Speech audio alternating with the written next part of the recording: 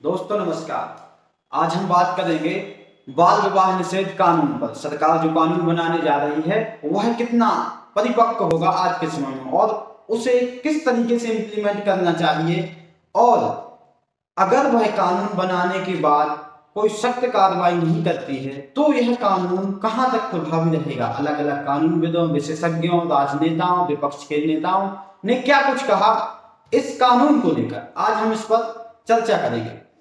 तो 43 साल बाद मैरिज एक्ट 1955 में यह बदलाव किया जा रहा है, जहां लड़की की शादी करने की उम्र 18 वर्ष थी वहां अब 21 वर्ष की जाएगी।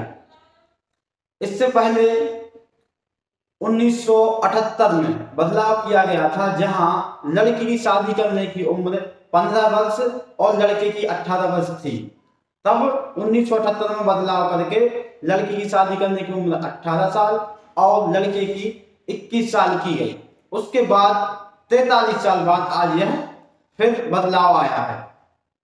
तो यह कहां तक सही है और ऐसा करने से लड़की के लिए क्या क्या लाभ होंगे, रोजगार के अवसर, शिक्षा में वृद्धि, और इसका मुख्य उद्देश्य क्या है। तो अगर हम सरकार की बात करें कि सरकार का मुख्य उद्देश्य क्या है, वह यह कानून किस लिए लाए, तो सरकार का मुख्य उद्देश्य यह है कि मातृ शिशु मृत्यु दर में कमी लाने और उन्हें अच्छा पोषण देने उपलब्ध कराने के लिए यह बिल लाई है, जिससे कि मृत्यु दर कम हो, शिशु मृत्यु दर है उसमें गिरावट आए और जनसंख्या का जो डिफरेंस है वह भी सबल रहे, उसमें भी अंतर आए। तो यह कहां तक कारगर साबित होगा, इस पर आज हम चर्चा करने जा रहे हैं। तो हम पिछले आंकड़ों पर बात करें, कुछ आंकड़े हैं हमारे पास, जैसे कि यह कानून की जो समीक्षा है इसके लिए गठन किया गया था टास्क फोर्स का, जिसमें 10 मेंबर थे, कानूनविद, समाज सेवी संगठन भी थे।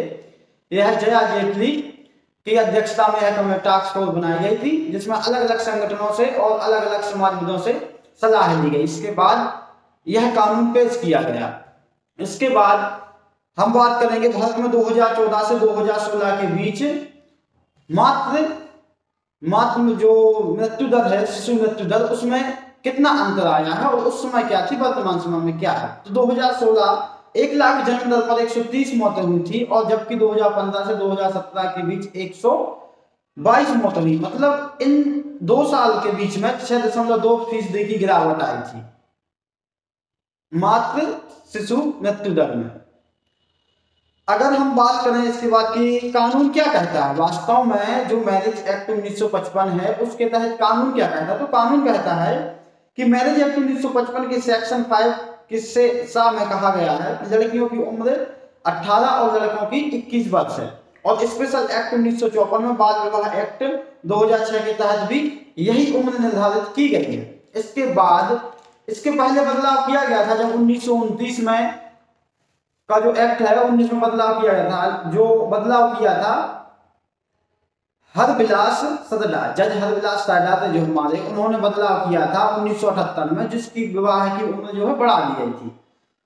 और इसके बाद हम बात करें, अगर विश्व के अलग अलग देशों में हम बात करें कि लड़के की शादी करने की उम्र क्या है, लड़की की शादी करने की उम्र क्या है, तो लगभग अराउंड यही है। लेकिन जो इस्लामिक राष्ट्र हैं उनमें बहुत कम है। जैसे कि अगर हम बात करें कि शिया समुदाय में कानूनी इजाजत से 9 साल की बच्ची की शादी भी हो सकती है। शिया समुदाय है जो, उसमें कानूनी इजाजत है। और इसके बाद लेबनान में 17 साल बगैर किसी की रजामंदी के लड़की शादी कर सकती है लेबनान राष्ट्र में, और कानून की सहमति भी है इसमें।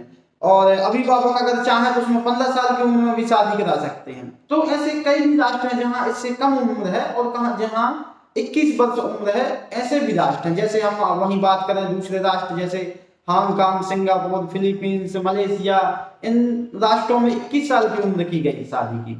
वहीं ईरान में अभिभावकों और कानून की सहमति से लड़कियों की उम्र 13 साल की गई है। तो अराउंड जो मैक्सिमम अगर बताएं कि अधिकतर राष्ट्र हैं जो इन्होंने 15 से 21 साल या 18 से 21 साल अराउंड यही किया। जैसे अगर हम पूरे राष्ट्रों में बात करें तो 146 देश ऐसे हैं जहां कानूनों के मुताबिक 18 साल से कम उम्र की लड़कियों की अभिभावकों या अन्य अधिकारियों, जैसे कानूनी सहायता, अन्य अधिकारियों की सहायता से शादी की सकती, जबकि 180 देश ऐसे हैं जहां पर लड़कों की शादी करने की उम्र 18 साल रखी गई। तो यह कहां तक सही है? अगर मेरे हिसाब से कहें तो सरकार का यह अच्छा फैसला है, जिसमें 18 साल से बढ़ाकर 21 साल कर दी गई है।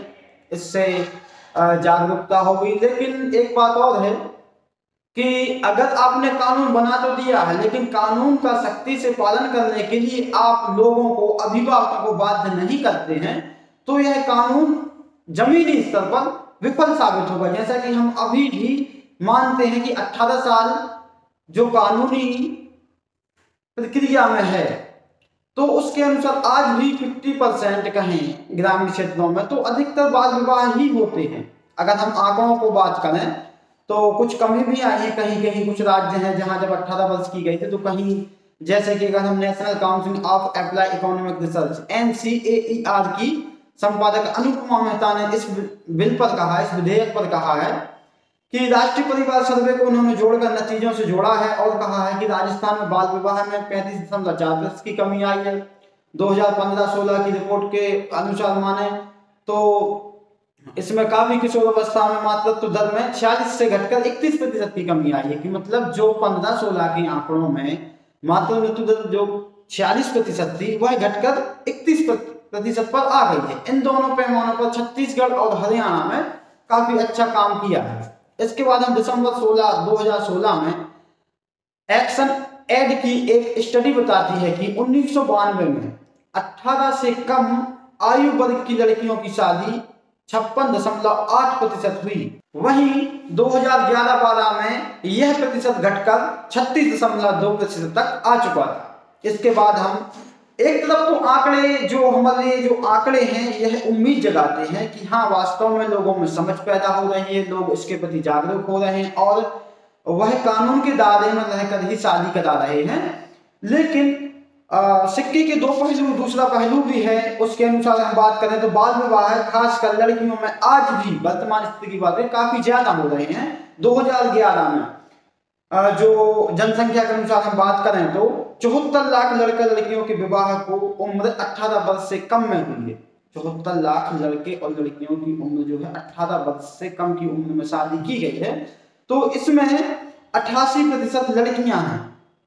तो आप बताएं कि कानून वही है, लोग वही हैं, लेकिन इसमें सुधार क्यों नहीं आ रहा? क्यों सरकार इसमें कमी एक है कि जो एक्ट है 1955 वह कहता है कि अगर माता पिता अभिभावक चाहें तो 18 वर्ष से पहले शादी करा सकते हैं। तो अगर इस पाबंदी को आपने कानून के दायरे से नहीं हटाया गया, तब मुझे नहीं लगता कि यह कानून कारगर साबित होगा। क्योंकि वर्तमान समय में अगर 18 साल लड़की और 21 साल लड़के की उम्र रखी गई है शादी के लिए, तो आज हम देखते हैं ग्रामीण क्षेत्रों का अगर हम आंकड़ा उठाएं तो ग्रामीण क्षेत्रों में 2.6% लड़कियों की शादी 18 वर्ष से कम उम्र में कर दी जाती है। वहीं सरकारी आंकड़ा 1.6% जो है 18 से कम वर्ष में लड़कियों की शादी करा देता है। तो अगर हम इस कानून पर बात करें कि यह कानून कहां तक कारगर साबित होगा, कहां तक नहीं होगा, तो हमें इस एक्ट के अंदर जो अभिभावक की रजामंदी है उस पर फोकस करना होगा या उसको हटाना होगा कि नहीं, आप कानून के दायरे में रहकर ही शादी करेंगे। इससे काफी सारे जो है, जैसे कि गरीब परिवार है, जो मध्यम वर्ग है, उसकी स्थिति अगर नहीं है शादी करने की या लंबे समय तक पढ़ाने की, तो वह क्या करेगा? जैसे हम वर्तमान समय में माने कि जैसे जब से यह कानून जो है विधेयक पारित हुआ कानून बनाने की मंशा, तब से हमारे भोपाल में ही देखें जहां 20 जो उनके निकाह होते थे 20 फॉर्म भरे जाते थे, आज की डेट में पर डे 500 फॉर्म भरे जा रहे हैं। आप देख सकते हैं कि वहां से जो आसपास के जिले हैं वहां से भोपाल में ऑनलाइन प्रक्रिया होने के बावजूद भी वह ऑफलाइन फॉर्म की लाइन में लगे हुए हैं कतार में। तो एक निश्चित रूप से प्रक्रिया को आप सुचारू रूप से चलाना चाहते तो कानून में मजबूती लानी होगी, वो भी जमीनी स्तर पर। इसके बाद हम और आंकड़े हमारे पास काफी सारे। इसके बाद और मेहता कहती हैं कि क्या कानून में उम्र बढ़ाने से इन आंकड़ों में बदलाव आएगा? वास्तव में उन्होंने कहा कि बदलाव आएगा क्या ऐसा? जब तक आप जमीनी स्तर पर कानूनी प्रक्रिया को सख्त रूप से लागू नहीं करते तब तक मुझे नहीं लगता कि इसमें कोई बदलाव आएगा। और लिखा है कि चाइल्ड और सिविल राइट्स एक्टिविस्ट कहते हैं इसमें कि यह बिल पास होने पर भी एक कानून होगा लेकिन उसके दांत नहीं होंगे। दांत नहीं होंगे से मतलब यही है कि अगर आप अभिभावक की रजामंदी को खारिज नहीं करते हैं या उनके लिए यह बाध्य नहीं करते हैं कि आप अभी जो वर्तमान में 18 वर्ष है और 21 साल होने वाली, तो अगर आप कहते हैं कि 21 साल से पहले आप शादी नहीं करा सकते हैं तभी यह कानून कारगर साबित होगा। इसके बाद और काफी सारे आंकड़े हैं हमारे पास। इसमें अलग अलग संसद में तर्क दिए गए हैं, अलग अलग सांसदों ने, अलग अलग पार्टी के या कहें तो विपक्ष में जितने भी दल हैं सभी ने इसका विरोध किया है। कुछ कहते हैं कि सरकार चर्चा करने के लिए उचित नहीं समझती है विधेयक पर, वह बिना किसी से पूछे, बिना किसी कमेटी की इजाजत के बिल पेश कर देती है। और यहाँ पर कांग्रेस के नेता अधीर रंजन चौधरी ने कहा है कि इस बिल को जो है स्टैंडिंग कमेटी के पास भेजना चाहिए। चौधरी ने कहा कि अगर आपने हड़बड़ी में कुछ कार्य किया तो उसमें गड़बड़ी भी हो सकती है। इसके बाद AIMIM सांसद असदुद्दीन ओवैसी ने भी एक तर्क दिया है, सरकार पर तंज कसा है। 18 साल की उम्र में वह वोट दे सकते हैं, PM CM चुन सकते हैं, तो वह शादी करने के लिए क्यों नहीं कर सकती? वह लिव इन रिलेशनशिप में रह सकती है, यह भी कहा है।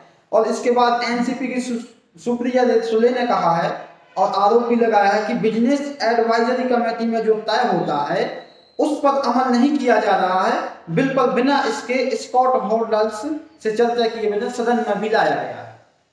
तो इस प्रकार के आरोप लगाए जा रहे हैं। और जबकि कनी मोदी ने आरोप लगाया है कि यह सरकार चर्चा करने में विश्वास नहीं करती है कि किसी बिल पर किस कानून बनाने पर चर्चा। यह तो देखने को भी मिला है, हम भी कह सकते हैं, जैसे कृषि कानून को लेकर कहें काफी विवाद हुआ इससे पहले भी। तो अगर हम 2011 की जनगणना के अनुसार देश में 18 वर्ष से कम उम्र की करीब 1,29,00,000 लड़कियां हैं 2011 की जनसंख्या अनुसार, और देश में 1 करोड़ लड़कियों की उम्र 19 साल है। वहीं 1,39,00,000 लड़कियों की उम्र 20 साल है और 1,94,00,000 21 वर्ष की लड़कियां हैं। अगर हम ओवरऑल गौर करें कि कुल मिलाकर देश में 18 साल से 21 साल की लड़कियों की उम्र 4,64,00,000 है। तो कितनों को फायदा होगा, कितने लड़कियों को फायदा होगा? अगर हम गांवों में जो मैंने आंकड़े बताए थे कि 2.6%, 1 शहर में 1.6%, तो वास्तव में उनमें गिरावट नहीं आई है। अब हम बात करेंगे कि 2015 से 2020 के जो बाल विवाह केस आए हैं, शिकायतें आई हैं, केस दर्ज हुए हैं, उसमें क्या बदलाव हुआ, क्या बढ़ोतरी हुई 2015 से? तो एक रिपोर्ट आई है जिसमें, और इसी में एक मामला और है जिसमें सबसे ज्यादा खराब स्थिति पश्चिम बंगाल की बताई गई, जहां सबसे ज्यादा बाल विवाह हुए। वहां पर 3.7% लड़कियों की शादी 18 वर्ष से पहले हो जाती है और वहीं पर 33.2% लड़कियों की शादी 18 से 20 वर्ष की उम्र में कर दी जाती है। इसके बाद हम बात करते हैं, देश में बाल विवाह 50% तक बढ़े हैं। आज के दिन NCRB के मुताबिक 2020 में बाल विवाह के 785 मामले आए हैं। अब 2015 से हम 2020 तक के आंकड़े आपके सामने रखते हैं कि 2015 में जो केस दर्ज हुए थे बाल विवाह के वो 293 थे।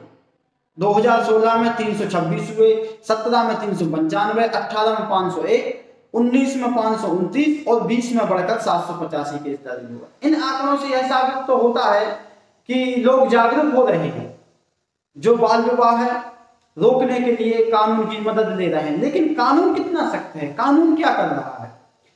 कानून लचीला है क्योंकि उसमें एक्ट में अभिभावक की जो रजामंदी है, कुछ अधिकारियों की जो रजामंदी है, उस रजामंदी को अगर खारिज किया जाता है तो बाल विवाह में अंकुश लगाया जा सकता है। पूर्ण रूप से नहीं, पर कुछ अंकुश लगा सकता है, कुछ बदलाव आ सकते हैं। अब 18 से 21 वर्ष की गई तो क्या अपॉर्चुनिटी होगी लड़कियों के लिए? तो इसमें काफी अलग अलग के तर्क दिए गए हैं। इसमें उनको 18 वर्ष जो शादी कर देते हैं, कुछ अभिभावक जो 21 वर्ष में शादी करेंगे तो उसमें उनके लिए रोजगार पढ़ने के लिए और समय मिलेगा। तो हम ये भी कह सकते हैं कि हमारी जो शिक्षा है, हमारी जो बेरोजगारी है वो कम होगी। क्योंकि अधिकतर हम देखते हैं कि अगर अपने 18 वर्ष से 20 वर्ष की बाद भी या फाइनल किए हुए पर शादी कर दे तो मुझे नहीं लगता कि सामने वाले उनके लिए शिक्षा को प्रोत्साहन देते होंगे, क्योंकि बस ग्रामीण क्षेत्र में अधिकतर ये है। तो शिक्षा पर भी एक जोर दिया जा सकता है, रोजगार में थोड़ी कुछ % की कमी आ सकती है, पर रोजगार में % की कमी तभी आ सकती है जब सरकार नौकरी निकाले। ऐसा नहीं मामा जी की तरह मध्य प्रदेश सरकार में कि फॉर्म भरा लेते हैं और भर्ती नहीं कराते। यूपी सरकार भी इसमें अव्वल नंबर पे है। तो ऐसा नहीं, इसमें रोजगार को लेकर हम तभी कर सकते हैं जब सरकार वैकेंसी निकालती है तब। ठीक है, यह मुद्दा अलग है, वो सरकार का आपसी मामला है। सरकार हमेशा राजनीतिक स्वार्थ में यह काम करती है। जैसे अभी वर्तमान में यूपी में ले लें, टैबलेट बट गए हैं क्योंकि 22 में विधानसभा चुनाव हो रहे हैं, ऐसे ही 23 में होंगे एमपी में। तो काफी सारे विभाग में विज्ञापन बनाएंगे लोगों को रोजगार के लिए, युवाओं को। तो यह बात एक अलग है, वो सरकार का आपसी मामला है। और इसके बाद किसने क्या कहा इस पर भी हम बात करेंगे। इसमें कांग्रेस की प्रियंका चतुर्वेदी ने कहा है कि अच्छा है कि अच्छी दृष्टि है सरकार की कि आपने ये कदम लिया है, लेकिन इसमें यह भी है कि पॉक्सो एक्ट में ज्यादा बढ़ोतरी होगी तो कानून को बहुत मशक्कत के साथ कार्य करना पड़ेगा, कानून को चौकन्ना होना पड़ेगा। तो यह सही है, लेकिन इसमें चुनौतियां हैं, सब जानते हैं। गरीब मध्यम परिवार के लिए भी चुनौती होगी और शिक्षा की चुनौती होगी उनके सामने की। अगर 21 वर्ष तक शादी नहीं कर सकते तो लड़की घर बैठी रहेगी, उसमें क्या करेगी क्या ना करे, शिक्षा के लिए पैसा नहीं है तो कैसे पढ़ाएं। तो इसमें काफी सारी समस्याओं का सामना भी करना पड़ेगा। और कुछ अलग अलग व्यक्तियों ने तर्क दिए हैं। कुछ कहते हैं कि लड़कियां जो हैं एक प्रकार से आवारा हो जाएंगी, या कहें तो शिक्षा का प्रचार प्रसार नहीं किया गया, जागरूक नहीं किया गया तो बहुत समस्या होगी, समाज में एक दूसरी भावना उत्पन्न होगी। तो यह कहाँ तक सही है, तो कानून लागू होने के बाद कितना प्रभाव पड़ता है, यह पूरा डिपेंड करता है कानून कितने स्ट्रिक्ट तरीके से लागू होता है। सारे प्रश्न को खारिज करता है यह कानून की कानून किस तरीके से किस प्रकार से इम्प्लीमेंट होने के बाद वह कितना कारगर साबित होता है, सरकार के कितने अच्छे प्रयास रहेंगे। क्योंकि आज की स्थिति में हम देखते हैं कि सरकार कानून तो हड़बड़ी में ला देती है। वर्तमान में हम यही कह सकते, जैसे कृषि कानून पर सरकार बैकफुट पर क्यों आए, राजनीतिक स्वार्थ। यूपी में चुनाव है, सारी विरोधी पार्टियां, सारे विपक्ष किसान आंदोलन को लेकर चुनाव में रैलियां कर रहे थे, उसी में विपक्ष सरकार को घेर रही थी। तो इसीलिए सरकार को बैकफुट पे आना पड़ा, वरना मुझे या कोई भी नहीं कह सकता कि सरकार अपने बैकफुट पर आ जाती। सरकार जिस प्रकार से कार्य कर रही है, सरकार जिस प्रकार से लोगों को एक पार्टी में डाइवर्ट करने के लिए काम कर रही है, तो वह कहां तक राष्ट्रहित में है, यह बात भी एक अलग है। लेकिन आज की जो बात थी वो सरकार ने अच्छा कदम उठाया है कि लड़की की शादी 18 से 21 वर्ष की गई है, इस बात से सहमत है। लेकिन कानून का इम्प्लीमेंटेशन बहुत अच्छे से होना यह बहुत जरूरी है, तभी यह कानून कारगर साबित होगा। वर्तमान में तो हम देख ही रहे हैं कि किस प्रकार से बाल विवाह हो रहे हैं। बहुत बहुत धन्यवाद।